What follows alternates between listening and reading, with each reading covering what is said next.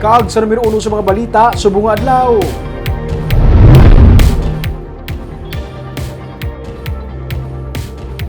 Madayon ang truck ban sa Lunes sa piyak sa mga pagpamalabag.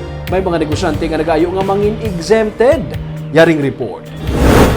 3 ka adlaw at isipatuman ang 6 a.m. to 9 p.m. nga truck ban. Nagsinapol ang mga opisyal sa Bacolod kag mga negosyante. Suno sa Chief Executive Officer sa Metro Bacolod Chamber of Commerce and Industries nga si Frank Carbon.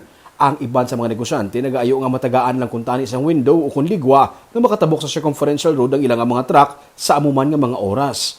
I-allow lang sila not total nga ban from 6 to 9.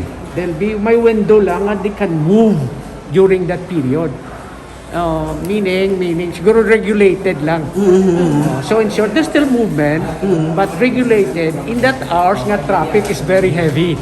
Suno sa pamuno sa Bacolod Traffic Authority Office nga si Major Junji Liba, ilalantawon kung ano nga oras pwede mapalabay ang mga truck sa tunga-tunga sang 6 a.m. to 9 p.m. nga truck ban. Dugang paniliba, may mga negosyante nga nag-ayo nga matagaan man kung tani sang exemption pero nagapanindugan sila nga kung ano ang damlag pa na desisyonan sa syudad, magapabilin ini.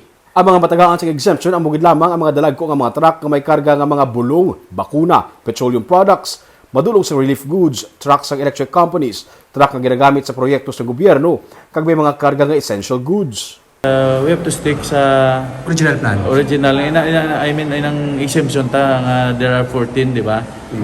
So, ang kulang ta lang is i-define na naton ang tawag nga essential, no? Ang kinanglanon ginaton bala Ano essential ta lang essential? para at least ma-determine naton, ma-cover naton ang mga like yung mga beverages, no? Especially so sa buong December kinanglanan sila, di ba? Buwas liwat sila nga magasapul sa mga negosyante para i-finalize ang tanan.